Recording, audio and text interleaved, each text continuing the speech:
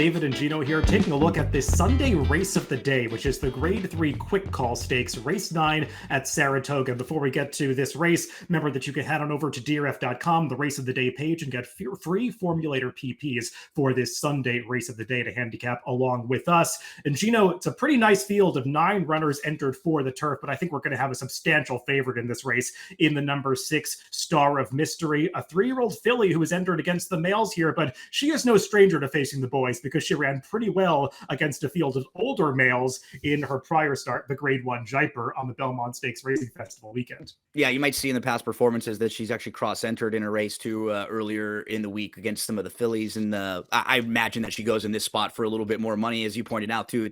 It wouldn't be a shock for her because as a filly versus the boys, she's faced the boys in her last 5 and she's been successful against them. This is a Group 2 winner at Maidan. This is a horse who's Group 1 placed most recently, just a couple starts back, and ran into Cogburn, who's become the top of the turf sprinters here in the U.S. and a horse who was really, really fast last time out. So I agree. I think hands down, this will be an overwhelming favorite and the horse they all have to beat in here. Yeah, and additionally, Star of Mystery drew post 10 in a 10-horse field in that Coronation Cup on Friday. So if Charlie Appleby's just looking at the post positions, this might be a more favorable spot. And even though it's facing males, I'm not sure this race came out that much tougher than that Coronation Cup on Friday. So we'll see where she ultimately does end up. But I think the boys in this race would be happy if she decided to go in that Coronation Cup instead. Let's take a look at the Timeform US pace projector for this race to see where Star of Mystery might be placed in the early stages. And Gino, I think this is interesting because if you watch her races over in Dubai, they sort of just took her back at the start, rode her as a deep closer over there. I think she got out of the gate a little slowly on a few occasions. That might have played into those tactics, but she was much more aggressive through the early stages of her one North American start in that Jaipur last time. And if she shows that kind of tactical speed in this race, I think she's going to be right where this pace projector shows her. Yeah, and the running line is even a little deceiving if you're just looking at the past performance line, because she was actually right in the mix with the early leaders. And then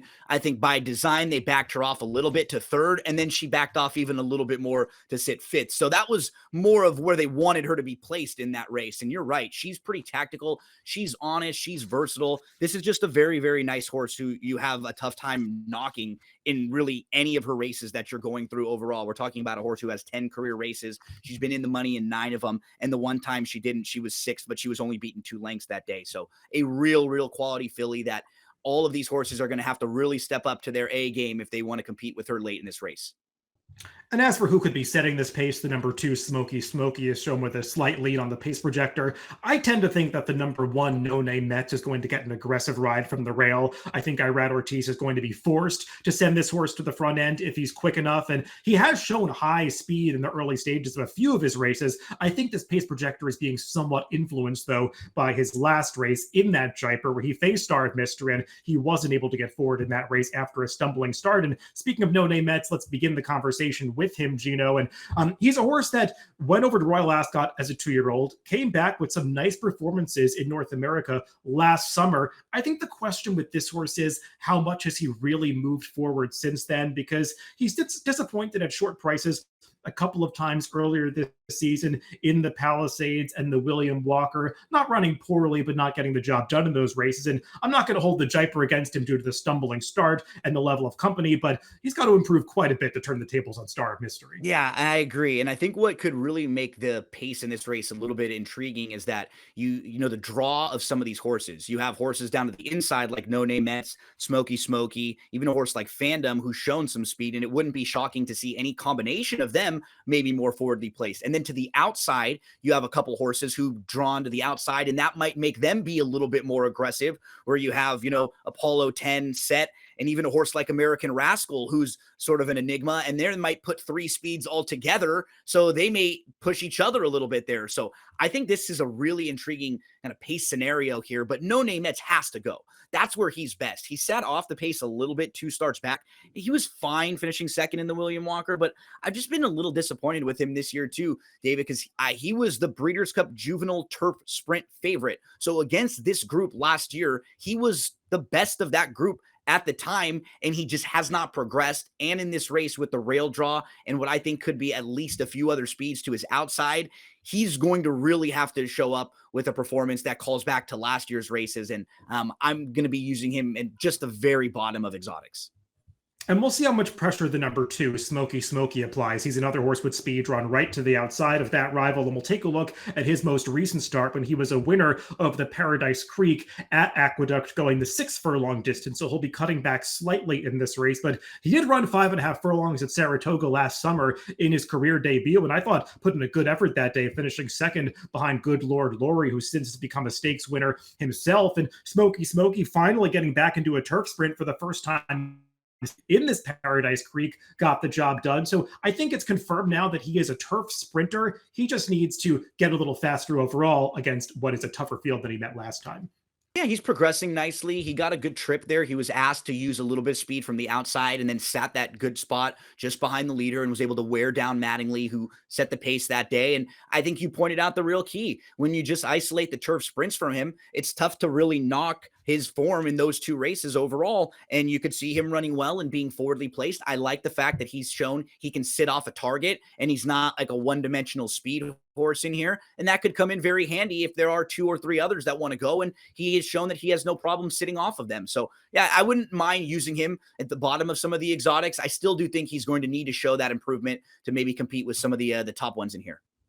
Now, if Star of Mystery does go to the Coronation Cup instead, the horse that's likely to inherit favoritism in her absence would be the number 3, Fandom. And he's done little wrong in his career so far. He's 2 for 3. His only blemish on his record came when they shipped him over to Royal Ascot for the Coventry Stakes last year. Now, we'll take a look at his most recent start in the Palisades when he got the job done, going the same distance at Keeneland back in April. And, Gino, I think one of the questions with this horse is, where has he been? Because we've seen very little of him since his career debut back in April of 2023. He's only made a couple of starts since then. There was a layoff prior to this race and a layoff following this race. No doubt that this horse has shown talent sprinting on the turf, but now he's making his first start off a trainer switch to Brad Cox. So remains to be seen exactly what we're going to get from Fandom. Yeah, a positive for me with Fandom. Really nice to see the fact that this wasn't just a speed horse last time out. Showed a brand new dimension coming from well off of it. And going back to that race in 2023 at Royal Ascot, this is a horse who was the 4th choice in that field of 20. So got a lot of support that day coming off the big win. And that debut win was really good. But I agree with you. I used him in some of the under spots just because of the question marks that we had. And I think you have a really good formulator stat that you want to point out, because Brad Cox is so good with horses new into the barn, first time with new trainer or first off the claim. But in overall races, if you just isolate the stakes races, it tells you a very different story, doesn't it, David? Exactly the case. That's why I'm highlighting this formulator fact here. I think you would assume that Brad Cox does really well in this situation, and you do want to find those formulator statistics that are a little bit surprising, and I think this falls into that category. In stakes races off a trainer switch over 5 years, just 4 for 25, 16% win rate isn't terrible, but when you look through the sample size, it's almost all short prices, and that's why the ROI is only 64 cents on a $2 base wager. So I think you don't want to just assume that Fandom is going to improve off the trainer switch to Brad Cox, because Wesley Ward gets the most out of his lightly raced horses, and typically when you're making a trainer switch, you're not always doing it because everything is going great. So I think that sometimes plays into those statistics. The number 4 is Feltrinelli, and he's going to be a big price in this race. He's one of 2 runners going up for George Weaver as the uncoupled stablemate to No Name Mets, and he's run fine in his turf sprints. I just think he's finding himself in a pretty deep race here where he's going to have to run a lot faster than he has in his prior turf sprint efforts. Yeah, when you start going through his races, you can excuse the last out effort at Monmouth on June the 23rd. They took a shot going longer. They put him on the front end. Now cuts back to a turf sprint where he's been more competitive. But, I mean, just look at Smokey and Apollo 10 as 2 horses that he hasn't been able to get the better of. And those are not even his 2 top rivals in this race. So that's what makes it difficult for me to project him really competing with this group. But I do think sprinting is much better for him. So he will run a better race and he will give you a better effort for himself, but I just still don't think that's tough enough to compete with this group. Up next is the number 5, Mansa Musa. We'll take a look at his most recent start at Saratoga when he got the job done over this course and distance in an first level allowance race, beating a pretty competitive field of older rivals to win with a nice speed figure. And this horse has run well in all three of his North American starts, just running Fandom to a neck decision in the Palisades back in April, having a bit of a trip in the William Walker, but still getting up for fourth. And then this race where he overcame a slightly wide journey to put it all together seems like one that makes that reliable late run for Bill Mott, and he'd be happy to see any pace develop on the front end. Yeah, I like him in this spot. And my counter to myself would be I'm just a little bit worried about the pace. As we talked about, it could be just confusing where there are 4 or 5 horses who we could see all wanting to go forward because that will give them their best chance. But I don't know if they're all going to be battling it out. And this is a horse who does need a little bit of pace. But I start going through the overall body of work. And if you just eliminate the debut race, like nothing else is bad. This horse has showed up each and every time, different circumstances, was able to adapt to those. You pointed out the trouble that this horse had at Churchill Downs in May, a really brutal trip that day, and then came back at Saratoga most recently. That was kind of a weird race, the one that we were just watching, where he was outside, and there were a few times where he did not look like he was going to win that race. He was just kind of going up and down, and he really sort of kicked it in late. And I think he may have just been a little classier than a lot of that group that was a pretty competitive group. I just feel like he's going to run a good race in here, and we need to get a little bit lucky from a price standpoint with the type of trip he needs to win this. But as far as value is concerned, I thought he represented the best value in this race for a horse who's just a mark of consistency. Yeah, I think he's definitely a contender in this race. I was unsure as well how this pace was going to develop and not sure he was going to get the kind of collapse that I think he would look for, but he's a quality horse that might not need things to come back for him. The number 6 is that favorite Star of Mystery, and we're going to take a look at her most recent start in the Grade 1 Jaipur, where she was facing some of the best turf sprinters of the country, maybe some of the best turf sprinters in the world, as Cogburn looked like a world-class quality sprinter at the moment, given the performance that he put in, and nobody in this field was in the same league as that rival, but I still thought Star of Mystery ran on really gamely to just miss second in this race, and you could even argue that she was actually second best here because you could see at the start of that replay, she had to alter course a little bit, got put in tight at the top of the stretch, and still battled back gamely between horses to just miss getting to Arzak, who would be a pretty short price in this race if you were lining up against the 3-year-olds. And she was in good form over in Dubai. It's not like that last race came out of nowhere. So she is just very much the horse to beat in this quick call on Sunday. Yeah, really no knocks at all. The last 2 furlongs for her were not comfortable. As you pointed out, she had to kind of push her way out. And then even when she started to build up her momentum, she had Arzak on the outside of her, kind of leaning in on her. And so she never really got the opportunity to stretch her legs best,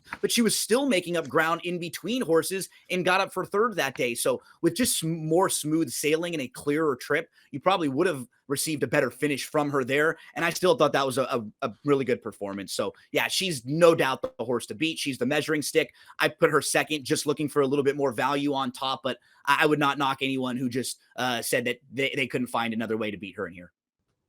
The number 7, American Rascal, he's a bit of an enigma in this race. He was a horse that had a lot of expectations heaped upon him when he won his debut so impressively at Keeneland as a 2-year-old for Wesley Ward. That was in a 4.5 furlong dirt race, but I think that there was a thought at the time he was the perfect candidate for Royal Ascot, given his pedigree, being out of Lady Aurelia, who won Group 1 stakes over there and was so successful going overseas. And American Rascal disappointed when he did go to Royal Ascot in the Norfolk, just didn't show up in that race. And since then, they've campaigned him exclusively on the dirt, and he's been in the Steve Asmussen barn since then as well, and he's not really fulfilled that potential, Gino, but we're basing the fact that he can't run on the turf on that one race overseas, and now he's finally getting another chance to race on the turf in the U.S. It's possible that he is still a turf horse, and he might have some improvement in him, and I think for the first time, you're going to get a price on this horse. Yeah, he's going to be playable. That's the key, right? Because he had that reputation coming off of that first victory, so he was 4-1 in that race at Royal Ascot. He took a ton of money there because Lady Aurelia, his dam, was a multiple Royal Ascot winner. I think was a 2-time winner over there, a Group 2 and a Group 1, was a 5-time winner on the turf. And that's really the key, right? We just can expect this guy to be a little bit better on the grass from what he's shown. We can't just dismiss him right now and say he's not a turf horse at all. The concern that I have really, though, is kind of the race shape. Like, what kind of trip would he want? I'd imagine they don't want to be closing from that far out of it. You want to probably be forwardly placed and close. And then does that put him right kind of to the inside of Set and Apollo 10, who might also want to be a little forwardly placed from out there. I don't think Set is as quick as this one, but Apollo 10 might be, and then have to deal with company from a couple of those other horses to the inside, like we mentioned, No Name Mets, and possibly even the 2-horse Smokey. So yeah, I would love to see him run better in here on the grass, and then we can say, okay, this is where he may have a new lease on life as a turf sprinter. I just have to see some of that before I'm willing to include him in some of the exotics. But from a playable standpoint, you're going to get the price on him this time. The number 8 is Set, and he started off his career in the right kind of fashion, going 2 for 2 at Gulfstream Park with pretty favorable trips in both of those races. Subsequently disappointed against much tougher the American turf, and then I thought ran a better race last time in the Penn Mile, setting a contested pace before fading a little bit. Now they're going to try to turn him all the way back to the 5.5 furlongs. And Gino, something I noticed that is of concern to me is when we showed that pace projector, Set is the horse that was shown last on the pace projector. And I think a lot of that has to do with the fact that he was coming out of some races that didn't feature fast paces going route distances. How fast is he going to really be turning back to the 5.5?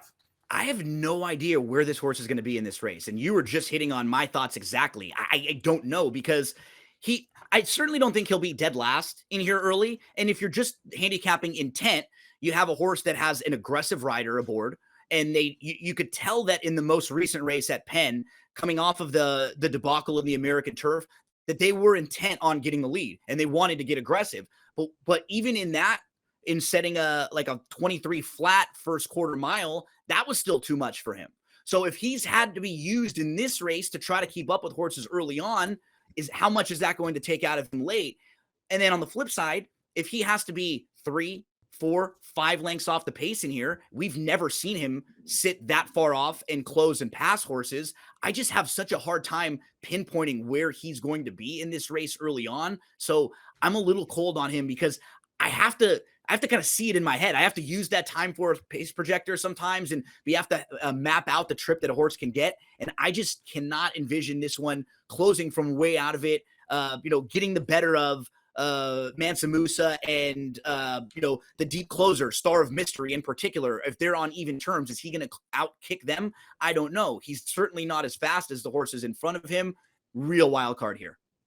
Yeah, the Timeform US pace projector doesn't always indicate exactly where horses are going to be. It doesn't always play out exactly as it's projected to, but it does make you think about how fast horses really are and what's influencing that placement. It's the pace figures, and they're just not very fast for Set. The number 9 is Apollo 10. He's drawn the widest of the horses entered for turf in this race, and I was sort of on the fence about him when I was handicapping this, because I was impressed with the races that he ran earlier in his career, particularly that turf debut when he beat what seemed like a really good field at Aqueduct back in September of 2023. I wish he had shown a little more progression since then. His race at Gulfstream Park going the 5 furlongs back in April, it was a good effort. In retrospect, I don't think that was the strongest field he was beating that day. I was hoping to see him get the job done on Synth last time, and he couldn't quite do it. So in terms of overall quality, I'm not exactly sure where he fits in this field.